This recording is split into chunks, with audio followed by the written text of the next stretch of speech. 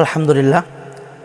আমাদের কাছে আরেকটা প্রশ্ন এসেছে যে ভগ্নাংশে কুরবানি করলে কুরবানি আদায় হবে কিনা। যেমন দুই ভাই মিলে এক অংশ এক নাম দিয়েছে, দুই ভাই মিলে যেমন এক অংশ যদি আমরা শরিক হই তাহলে 30,000 টাকার প্রয়োজন, তো 30,000 টাকা দুইজনে মিলে দিয়েছে, তাহলে এই ভগ্নাংশে কুরবানি করলে কুরবানি আদায় হবে কিনা।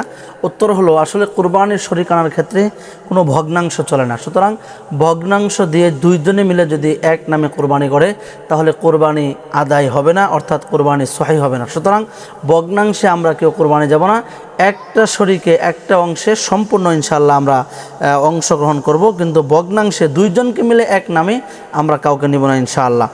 আরেকটা প্রশ্ন এসেছে যে অনেকে কুরবানির এক সপ্তাহ অথবা 2 সপ্তাহ আগে অনেকে গরুগুলো কিনে ফেলে, কিন্তু এখন প্রশ্ন হলো যে গরু কেনার পরে এই জন্তু দ্বারা যদি কেউ কোনো উপকৃত হতে চায়, যেমন কেউ হাল চাষ করতে চাইলো অথবা কোনো গাভীন গরু কিনেছে, গাভী কিনেছে, কিন্তু তার দ্বারা তার উলানের মধ্যে দুধ আছে, সেই দুধ দোহান করে বিক্রি করলো, এখনটা কি জায়েজ আছে কিনা। তো উত্তর হলো যে আসলে এই কোরবানির জন্য যে জন্তু কেনা হয়েছে তার দ্বারা কোনো ধরনের উপকৃত হওয়া যাবে না। তবে কেউ যদি উপকৃত হয়, যেমন কেউ হাল চাষ করলো অথবা কেউ দুধ দোহন করে বিক্রি করলো, তাহলে হাল চাষ করলে যে পরিমাণ টাকা আসে এবং দুধ দোহন করে বিক্রি করলে যে পরিমাণ টাকা আসে ওই পরিমাণ টাকাটা আল্লাহর রাস্তায় সদকা করে দিতে হবে।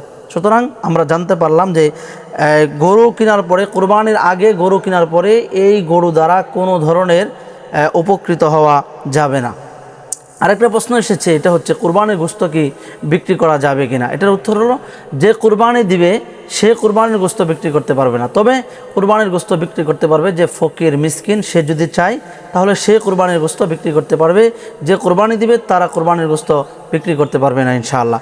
আশা করি আমরা সকলে বুঝতে পেরেছি। আসসালামু আলাইকুম ওয়া রাহমাতুল্লাহি ওয়া বারাকাতুহু।